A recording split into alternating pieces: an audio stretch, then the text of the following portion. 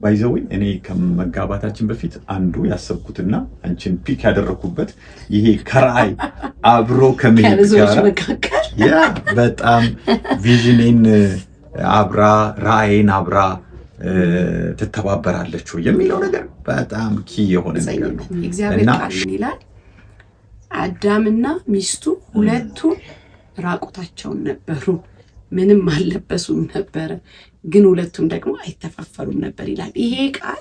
ሰላም ለእናንተ ይሁን። ከዚህ በመቀጠል የምናቀርብላችሁ በ21 ዓመት የትዳር ጉዟችን ውስጥ ተጠቅመን ያተረፍንባቸውን 21 መርሆች ነው። እነዚህን መርሆች በመከታተል በቤታችሁ ውስጥ ደግሞ ተግባራዊ በማድረግ ውጤታማ ትዳርን ትገነባላችሁ ብለን ተስፋ እናደርጋለን። ተከታተሉ። አንደኛው መርህ ምን ይላል መስላችሁ? የወዳጅነት መሰረት ይላል እና ይሄ የወዳጅነትን መሰረት መነሻ ስናደርግ በተለይ በእግዚአብሔር ቃል ላይ ባልንጀራህን ሁል ጊዜ ባልንጀራ ዘወትር ይወዳል ይላል። እንግዲህ ባለቤቴን እጠይቃታለሁ ዛሬ እና በዚህ ሐሳብ ላይ ባልንጀራ ዘወትር ይወዳል ምሳሌ 17 ላይ መነሻ አድርገን ነው የምናወራው። አንዱ መርህ ዘወትር መውደድ ባልንጀራ ይላል እና የቃሉን መነሻ መሰረታዊ ነገር ለማየት ምን ትያለሽ? እስቲ ምን ሐሳብ? በጣም ጥሩ። እንግዲህ አሁን እንደተነገረው ምሳሌ 17 ላይ ወዳጅ ሁል ጊዜ ይወዳል ይላልና እንግዲህ እኛ ወዳጅ ብለን ስንል ጓደኛ፣ ቤተሰብ፣ ሌሎችንም ሊያካትት ይችላል። ግን ከወዳጅነት ሁሉ የበለጠው ወዳጅነት በባለትዳሮች መካከል ያለው ወዳጅነት ነው። ስለዚህ ይሄ ወዳጅነት ደግሞ ምንድነው? ሁል ጊዜ ማለት በሁል ጊዜ ውስጥ ብዙ ለውጦች ሊኖሩ ይችላሉ። ማጣት ሊኖር ይችላል፣ ማግኘት ሊኖር ይችላል፣ ህመም ይኖራል፣ ጤንነት ይኖራል፣ ደስታ ይኖራል። በጣም ብዙ ነገር አለ በጊዜ ውስጥ አይደል? ግን ይሄ ወዳጅ በምንም ሁኔታ ውስጥ ሁል ጊዜ ወዳጅነቱን የሚያስቀጥል ማለት ነው እና ቅድምም እንዳልኩት ከወዳጅነት ሁሉ የሚበልጠው ወዳጅነት በትዳር ውስጥ ያለው ወዳጅነት ነው። ይሄኛው ወዳጅነት ደግሞ በምንም ሁኔታ ውስጥ ቢሆን መውደዱን የሚቀጥል የማያቋርጥ ከስሜታዊነት የወጣ መውደድ የሚወድ ማለት ይመስለኛል። እንግዲህ ቴንክ ዩ። ስለዚህ ለዘላቂ ትዳር አንደኛው መርህ ወዳጅነት ነው። ወዳጅ ዘወትር ይወዳል እና በምንም አይነት ስሜታዊ መለዋወጥ ውስጥ እንኳን ብናልፍ ወዳጅነታችንን አፌክት ሊያደርግ የሚችለውን ነገር አቮይድ እያደረግን መቀጠል በጣም ወሳኝ የሆነ እንደ መሪ ልንወስደው የሚገባ የመጀመሪያው ነጥብ ነው። እውነት ነው። ማለት ሚስጥር ጠባቂነትን፣ ሚስጥረኛነትን፣ የቅርብ መሆንን፣ አብሮነት ማአት ነገርን ይይዛል እዚህ ወዳጅነት ውስጥና ይሄ ወዳጅነት እንግዲህ በትዳር ውስጥ ነው በጣም በዋነኛነት ይኖራል ብዬ እኔ የምገምተው። እስከዛሬ ምን እናንተም ካሳለፍነው ነገር ውስጥ ደግሞ ይሄ ነው ያለው። ስለዚህ ብዙዎች እንግዲህ ለዘላቂነት ይሄ ቢጠቀሙ ያዋጣቸዋል ብዬ አስባለሁ። ወዳጅነት ቀጣዩን ደግሞ መርህ እኔ አነሳለሁኝ። ይሄ መርህ ታማኝነትና ግልጽነት በትዳር ውስጥ በጣም ወሳኝ ነገር መሆኑን ነው እና የእግዚአብሔር ቃል እንደሚናገር ስለዚህ ውሸቱን ሁሉ አስወግዳችሁ እርስ በርሳችሁ ብልቶች እንደሆናችሁ ከባልንጀሮቻችሁ ጋር እውነትን ተነጋገሩ ይላል ኤፌሶን 4:25 ላይ። እንግዲህ ትልቁን ባልንጀራነት ባለትዳሮች መካከል እንዳለ አንስተናል። ግልጽነት፣ ውሸትን ማስወገድ ይገባል በዚህ በአብሮነት ውስጥ፣ በዚህ በባልንጀርነት ውስጥ። ስለዚህ ይህንን የእግዚአብሔር ቃል እውነት ታማኝነትንና ግልጽነትን ደግሞ እንዴት ታየዋለህ በባልንጀሮች በባለትዳሮች መካከል ማለት ነው? በትክክል እንግዲህ ቃሉ እንደሚጀምረውና አሁን እንዳነሳሽው ውሸትን አስወግዳችሁ በግልጽኝነት ይሄ ኦፕንና ሆነስት የሆነ ኮሚኒኬሽንን ለማድረግ በትዳር ውስጥ ዘላቂ የሆነ ሂደት ሚናው ከፍተኛ ነው። ስለዚህ ሳይደብቁ ማለት የመደበቅ ትሬንድ መኖር መቻል የለበትም። በትዳር ውስጥ ሁል ጊዜ ግልጽ በሆነ የመነጋገርን ባህል ማሳደግ በጣም ሁነኛ የሆነ መርህ እንደሆነ አምናለሁ። ስለዚህ ግልጸኝነትና ታማኝነት ሁለተኛውና መሰረታዊ መርህ ነው ማለት ነው። ወደ ቀጣዩ ደግሞ እንሄዳለን። የዘላቂ ትዳር ሶስተኛው ነጥባችን ደግሞ እርስ በርስ መከባበር፣ ይሄ ሚቹዋል ሪስፔክት የሚል ነገር ነው የምናነሳው። በዚህ መሰረታዊ መርህ ውስጥ የምናነሳው የእግዚአብሔር ቃል በኤፌሶ ምዕራፍ 5 ቁጥር 33 ላይ ምን ይላል? ነገር ግን ከእናንተ ደግሞ እያንዳንዱ የገዛ ሚስቱን እንደ ራሱ አድርጎ ይውደዳት፣ ሚስቱም ባሏን ታክብር ይላል እና ይሄ የመከባበር እርስ በርስ ሚቹዋል የሆነ ሪስፔክት የምናይበት ነው። ይህንን ሀሳብ እንዴት ታይዋለሽ? በጣም ጥሩ ሀሳብ ነው። እንግዲህ የትዳር መስራቹ እግዚአብሔር አይደለ? ከመጀመሪያው ከጥንቱ። ስለዚህ እያንዳንዱን ነገር በጣም አስቀምጧል። የእግዚአብሔር ቃል ውስጥ እናገኘዋለን፣ እያንዳንዳቸው መርሆች ማለት ነው። ይሄኛው ደግሞ መከባበር የሚለው ነው። ሰው ራሱን ለራሱ ክብር እንደሚፈልግ፣ ራሱ መከበር እንደሚፈልግ፣ ራሱን እንደሚወድ እንደዛ ነው የትዳር አጋሩን እንዲወድ የእግዚአብሔር ቃል የተናገረው። ራሱን የሚጠላ ስለሌለ ማለት ነው። ስለዚህ በዛ ልክ ስንዋደድና ስንከባበር ትዳራችን ዘላቂ ይሆናል። አንዳንድ ጊዜ ለራሳችን ክብር እንፈልጋለን፣ ለትዳር አጋራችን ግን ክብር አንሰጥ። በጓደኛ ፊት ሊሆን ይችላል፣ በባለቤታችን ቤተሰብ ፊት ይሆናል፣ በራሳችን ቤተሰብ ፊት ሊሆን ይችላል፣ በጉባኤ መሀል ሊሆን ይችላል። ኢቨን ኢፍ ብቻችንን ሆነን ራሱ ባለትዳሮች ለብቻቸው ሆነው ራሱ ሪስፔክት ወሳኝ ነገር ነው። ራሳችን እንደምንወድ፣ ለራሳችን ክብር መስጠት እንደምንፈልግ፣ እንዲጎልብን እንደማንፈልግ፣ መልካሙን ነገር ለኛ እንደምንመኝ እንደዛ በአክብሮት በፍቅር ባልንጀራችን የሆነውን ዋናውን ባልንጀራችንን የትዳር አጋራችንን ሪስፔክት ማድረግ። ምክንያቱም ክብር ባለበት መከባበር ባለበት በዛ ፍቅር እያበበ እየደረጀ ነው የሚሄደው። ስለዚህ መከባበር በጣም ወሳኝ መርህ ነው። እኛም በቤታችን ደግሞ ብዙ የጠቀመን ነገር ደግሞ በዚህ በ21 ዓመት የትዳር ጉዞ ውስጥ ይሄ ነው። ክብር ባለበት ፍቅር ይዳብራል። ይህ በጣም ወሳኝ የሆነ መርህ ነው። ወገኖቻችን ተጠቀሙበት። ክብር ባለበት ፍቅር ይጎለብታል። አራተኛው መርህ ደግሞ የይቅርታ ኃይል ነው። ይቅርታ ትልቅ ኃይል አለው በትዳር ውስጥ። እንግዲህ እኛም 21 ዓመት በትዳር እንደቆየ ሰው ይህንን ብዙ ኤክስፔሪየንስ አድርገናል። የእግዚአብሔርም ቃል ደግሞ እንደሚናገር እርስ በርሳችሁ ቸሮችና ሩህሩሆች ሁኑ፣ እግዚአብሔር በክርስቶስ ይቅር እንዳላችሁ እናንተም ደግሞ ይቅር ተባባሉ ይላል ኤፌሶን 4:32 ላይ። በጣም ትልቅ መርህ፣ ትልቅ ትእዛዝ ነው። እንግዲህ እግዚአብሔር በክርስቶስ እንዴት ይቅር እንዳለን ብዙዎቻችሁ ሁላችሁም ታውቃላችሁ። ይሄ መርህ በትዳር ውስጥ ምን አይነት መሰረት አለው? ምን አይነት ዘላቂነትን ያመጣል ብለህ ትላለህ? በጣም የሚገርም ነገር ነው። ፍጹም የሆነ ትዳር የለም። ሁል ጊዜ ባለትዳሮች ይቅር የመባባል ትምህርት ቤት ውስጥ እንደገቡ፣ አብሮነት ውስጥ እንደገቡ አድርገው ራሳቸው ቢቆጥሩ በመተው ይቅር በማለት በማለፍ ነው ትዳር ዘላቂ የሆነ ትዳር የሚገነባው። በጣም ይሄ ወሳኝ የሆነ መርህ ነው። አንዳንድ ጊዜ ምን ይላሉ ሰዎች፣ ይቅር የማይል ሰው መርዝ ጠጥቶ ሌላው ሰው እንዲሞት መጠበቅ ነው ይላሉ። እና መርዛማ የሆነውን ነገር አቮይድ ሳያደርግ ዘላቂ የሆነ ትዳር ሊመጣ አይችልም። ሁል ጊዜ ፎርጊቭነስ፣ ይሄ ይቅር የማለትን ነገር ባለትዳሮች መለማመድ አለባቸው። እዚህ ውስጥ በጣም ትልቅ ኃይል አለ። ይሄ መርህ በጣም ወሳኝ ስለሆነ በእኛ ህይወት ውስጥ ደግሞ በጣም ከተለማመድ ነው አንድ ነገር በየመንገዱ ላይ አንዳንድ ነገር ሲይዘን ሲገጥመን በመተው ይቅር በማለት እንደገና ፍቅርን በመገንባት አብረን ያለፍነው ታሪካችን ትልቅ ያው የምናስታውሰው ትውስታ ያለው ነገር ነውና ይህንን እንደ መርህ አድርገው ቢወስዱ ደግሞ በጣም ጠቃሚ ነው። አምስተኛውን መርህ ስናነሳ በጣም ወሳኝ የሆነ የሰው ልጆች ቢጠቀሙበት ዘላቂ ለሆነ ትዳር በጣም ወሳኝ የሆነ መርህ ነው። ርዕሱ ምን ይላል? የጋራ ራዕይ እና ግብ ይላል እና ይሄ ሼርድ የሆነ ቪዥን እና ጎል ባለትዳሮች በጣም ሊጠቀሙበት የሚገባ መርህ ነው። እኔ ብዙ ጊዜ አስባለሁኝ። በእርግጥ እንደ መነሻ የምናደርገው የእግዚአብሔር ቃል አሞጽ 3:3 ላይ ያለው ነው። ሁለት ሰዎች ካልተስማሙ በቀር አብረው እንዴት ይሄዳሉ ይላል።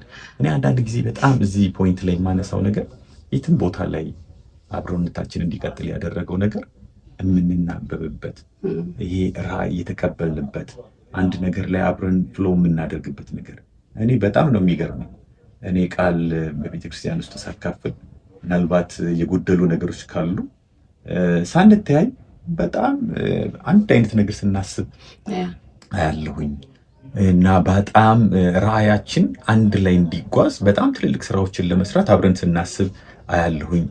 እንዲህ አይነት ትሩፋቶችን እንደዚህ አይነት ቫልዩዎችን እንኳን አብረን ፎርዋርድ እንድናደርግ እንዴት አይነት መተሳሰብና እንዴት አይነት ዚል እንዴት አይነት ፓሽን እንዳለ ተመልከች። ይሄ ራዕይን ሼር ያላደረጉ ሰዎች አብረው ሊጓዙ የሚችሉበት ሂደት አይደለም እና እዚህ ነገር ላይ ግን በጣም በሰፊው ብዙ ነገር የምትይው ነገር እንዳለ አስባለሁ። say something። ኦኬ እሺ፣ ይሄ በጣም ወሳኝ መርህ ነው። እንግዲህ ሁለት ሰዎች ሳይስማሙ መንገድ ሊሄዱ አይችሉም፣ ስራ ሊሰሩ አይችሉም፣ ምንም ነገር ማኔጅ ሊያደርጉ አይችሉም። የተስማሙ ሰዎች ናቸው አብረው አንድን ነገር ከግብ ሊያደርሱ የሚችሉት። ትዳር ውስጥ ደግሞ ሁለት ከተለያየ ቦታ የመጡ ሰዎች ግን አንድን ተቋም ለመምራት ቃል የገቡ አይደል የተስማሙ ሰዎች ናቸው የገቡትና በህይወት ጉዞ ውስጥ ግን የራዕይ መለያየት፣ አለመግባባቶች ምናምን ሊፈጠሩ ይችላሉ። ወሳኙና ዘላቂ እንዲሆን ትዳራቸው የሚያደርገው ነገር ግን ተመሳሳይ ራዕይ አትሊስት በአገልግሎት በመንፈሳዊ ህይወት ዙሪያ፣ በልጆች አስተዳደግ ዙሪያ፣ ቤትን ማኔጅ በማድረግ ፋይናንስን ማኔጅ በማድረግ ዙሪያ አትሊስት ቢቻል በሁሉም ለምሳሌ የሚሰሩት ስራ ራሱ አንድ አይነት አካሄድ ያለው ስራ ቢሰሩ ይመረጣል። ግን አንዳንድ ጊዜ የሚስት ቪዥን ሌላ ሊሆን ይችላል፣ የባል ቪዥን ሌላ ሊሆን ይችላል። በስራ አቅጣጫ የተለያየ አካሄድ ሊኖራቸውና ግን ቤት ሲመጡ ግን ቤትን በማስተዳደር ፋይናንስን በማስተዳደር ልጆችን በማሳደግ በመቅጣት ሊሆን ይችላል፣ በመምከር ዙሪያ ሊሆን ይችላል። የቱ ይቅደም የቱ ይከተል በሚል ቤትን የሚመለከት ፕራዮሪቲ ላይ ሁሉ ተመሳሳይ ቪዥን ሊኖራቸው ይገባል። መንፈሳዊ ነገር ላይ ተመሳሳይ ቪዥን ሊኖራቸው ይገባል። ተመሳሳይ ቪዥን ኖሯቸው ሲሄዱ ሲኖሩ ግቡ ጋር ለመድረስ በጣም ፈጣኖች ይሆናሉ፣ አይዘገዩም። ለምን? መተባበር ይኖራል። ከቪዥናችን አንጻር እኮ ይሄ አካሄድ አይጠቅመንም ይላል አንዱ ሰው ማለት ነው። ይሄ ነገር ግን ቪዥናችንን በጣም አቺቭ እንድናደርግ ስለሚረዳ ለምን ይሄንን አናደርገውም የሚል ሀሳብ ደግሞ ሊመጣ ይችላል። ስለዚህ ተመሳሳይ ቪዥን ሲኖረን ቶሎ ለመድረስ አቅም እናገኛለን። ኢንቨስት የምናደርገው ነገር የተከፋፈለ አይሆንም። ስለዚህ በተቻለ አቅም ባለትዳሮች ባልና ሚስቶች ዘርዝሩ ምን ላይ አትሊስት ተመሳሳይ ቪዥን ተመሳሳይ ልንደርስበት የሚገባ ግብ ልጆችን በማሳደግ የቱ ጋር እንዲደርሱልን ነው የምንፈልገው፣ ምን አይነት ባህሪ እንዲኖራቸው ነው የምንፈልገው፣ እንዴት ቢሄዱ ነው የሚሻለው የሚሉት ነገሮች፣ ፋይናንሳችን እንዴት ነው ማኔጅ ማድረግ ያለብን፣ እነዚህ ተመሳሳይ የሆነ አቋም ሊኖረን ይገባል። የዛን ጊዜ ትልቅ ቦታ እንደርሳለን፣ ስኬታማ እንሆናለን ብዬ ነው ማስበውና ወሳኝ ነገር ነው ተመሳሳይ ግብ መኖር እና ማስቀመጥ ማለት ነው። እኛም ብዙ ጠቅሞናል እንዳልከው ነው። አንዳንድ ጊዜ እንዲህ መክቤ ቀደመኝና ተናገረ እላለሁ። ሰዎች እንኳን ሀሳብ ሲያመጡ ልናገር ያሰብኩትን አንተ ስትናገር አግኝቼ ካቃለው አንተም እንደምትለው ደግሞ ልክ እኔ ልልስል ትላለህ። ስለዚህ ብዙ የተራራቀ ሀሳቦች የሉንም እና ዛትሷ ይመስለኛል እንግዲህ በብዙ ጉድለቶች በብዙ ነገሮች መካከል ግን ጸንተን የመቆማችን እዚህ ጋር የመድረሳችን ምክንያት ቪዥናችን ተመሳሳይ መሆኑ ነው ብዬ አስባለሁ። ያ በ21 ዓመት ጉዟችን ውስጥ የሚነሳ መርህ ሆኖ ሲጠቀስ በእርግጥ በጣም ብዙ ሊባልለት እንደሚችል እያሰብኩ ነው። ትዳር ያው ትልቅ ተቋም ነው። በዚህ ተቋም ውስጥ በጣም በተለይ ያላገባችሁ ቢ ኬርፉል፣ በጣም ጥንቃቄ ያስፈልገዋል። ከራዕይ ጋራ ትሄዳለች፣ አብራይ ልትጓዝ ትችላለች። ባይዘው እኔ ከመጋባታችን በፊት አንዱ ያሰብኩትና አንቺን ፒክ ያደረኩበት ይሄ ከራዕይ አብሮ ከመሄድ ጋር ያ በጣም ቪዥኔን አብራ ራዕይን አብራ ትተባበራለች የሚለው ነገር በጣም ኪ የሆነ ነገር ነው እና ሼርድ የሆነ ቪዥን በጣም ወሳኝ ነው። ግብም አለን ወይ አብረን መጓዝ እንችላለን ወይ የሚለውን ነገር ካውንተር ቼክ አድርጎ መጋባት ቢችሉ ሞር ሰክሰስፉል ውጤታማ ይሆናሉ። ግን ከተጋቡም በኋላ ቢሆን አሁን ለምሳሌ ኖርማሊ ይሄን ነገር ቼክ ሳያደርጉ የተጋቡ ሰዎች ቢኖሩ አሁን ቁጭ ብለው ግባቸውን መቅረጽ የሚያዋጣን የቱ ነው፣ እንደ ቤተሰብ ብንሄድበት ብናደርገው ኢንቨስት ብናደርግበት ብንተጋበት የሚያዋጣን የምንፈልገው ቦታ ላይ የሚያደርሰን ቪዥን የቱ ነው ብሎ አሁንም ሴት ማድረግ ቪዥንን ግብን ማስቀመጥና ከዛ አንጻር መንቀሳቀስ ይቻላል። አሁንም አረፈደም ማለት ነው። በ21 ዓመት የትዳር ጉዟችን 21 መርሆችን እያየን እንደሆነ የምትከታተሉን ሰዎች ታውቃላችሁ። 6ኛው አሁንም ደግሜ እለዋለሁ፣ እምነትና ግልጸኝነት። የእግዚአብሔር ቃል ምን ይላል?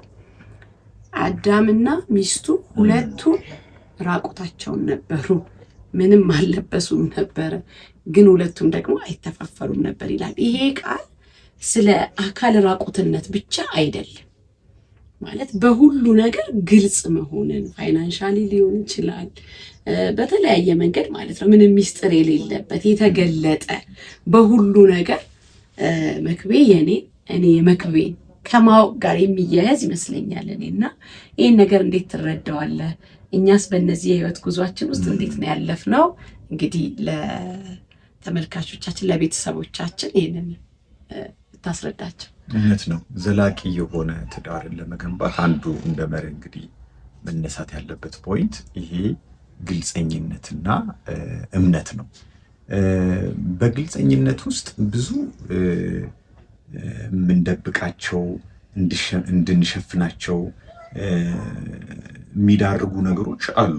ማለት ግን በፍጹም ግልጸኝነት እርቃን የመሆን ማለት እኔ በአንቺ ቤት አንቺም በእኔ ፊት የተገለጠ ስፔሻሊ ፋይናንሻሊ በገንዘብ አቅርቦቶቻችን ውስጥ በስሜታዊ በህመማችን ውስጥ በሽንፈትና በድላችን ውስጥ ግልጽ የሆኑ ነገሮችን በማድረግ መለማመድ መቻል አለብን። እኔ ዛሬ ስሜቱ ጥሩ አይደለም እና ይህን ነገር ግልጽ ያላደረገልኝ ነገር አለ ብለሽ አሁን አንቺ ካልሽ there is something የደበኩት ነገር አለ ማለት ነው። ብዙ ጊዜ እንፈተናለን በዚህ አቅጣጫ። ግን በጣም ዘላቂ ለሆነ ትዳር በጣም ግልጸኝነት፣ እርቃናቸው ነበሩ፣ የተገለጠ ሁሉ ነገር፣ የተሸፈነ ነገር የለም እና ከተሸፈነ ነገር ውስጥ ከምንደብቀው ነገር ውስጥ ወጥተን ለዚህ መርህ መገዛት በጣም ወሳኝና ዘላቂ የሆነ ትዳር ይኖረን ያደርጋል። ዋው የሚገርም ነው። ማለት ስሜትን ጭምር ሽንፈትን፣ ድልን ብዙ ጊዜ ድልን እንኳን ለመናገር እንደውም እንሽቀዳደማለን፣ ድልን ላንደብቅ እንችላለን። ግን የተሸነፍንበት ነገር፣ የተጎዳንበት ነገር፣ ስሜታችን ጥሩ ያልሆነበትንም ነገር ጭምር በተለይ ለወንዶች ይህን ነገር ከባድ ይመስለኛል። ማለት መሸነፍን የሆነ ነገር ሉዝ አድርጎ ሲመጣ በጠበቁት መንገድ ነገሮች ሳይሄዱ ሲቀሩ መጥቶ ለሚስት ለልጆች ለቤተሰብ ማጋራት ወንድነት በተለይ ያበሻ ወንድ በጣም የሚፈታተነ ይመስለኛል እና ቀላልም አይደለም። ለሴቶችም ጭምር ከባድ ሊሆን ይችላል እና ስኬታችንን ብቻ አይደለም እኛ ባልንጀራዎች አይደለም ባልንጀራ በጊዜ ሁሉ ይወዳል ተባብለናል አይደለም። ያ ማለት ስናገኝም ስናጣም በከፍታም በዝቅታም በድላችንም በማጣታችንም ማለት ነው። አሁን መክቤ እንዳስረዳ እንደዚህ ሲሆን ላይፍ ኢዚ ይሆናል። ገባችሁ? ኢቨን ፋይናንሻሊ ደብቆ የሆነ ነገር ማድረግ ምናምን በቃ የቱ ነው ፕራዮሪቲያችን? አንድ ሰው እኛ ለልጆች እንኳን ልብስ ስንገዛ አንዳንድ ጊዜ ለአንድ ሰው ተደጋጋሚ ልናደርግ እንችላለን። ለዛ ሰው የሚሆን ካጋጠመን ጥሩ ሆኖ ካገኘን ለከሌ ስላልተገዛ ስለዚህ ብሎ በተራ የማድረግ ነገር አይደለም። ይሄ ከግልጸኝነት ጋር ይሄዳል። ማለት ልጆቻችንም ይሄ ገብቷቸዋል። ለከሌ ደጋግሞ ቢደረግ ነገ ደግሞ የነሱ እድል ሊሆን ይችላል። ስለዚህ ሁሉን ነገር በግልጸኝነት ማድረግ በጣም ወሳኝ ነገር ነው ያነሳው መክቤ። በነገራችን ላይ ድብቅ የሆነ ነገር ሄዶ ቀጥሎ አንድ ቀን የተገለጠለት ከባድ ነው።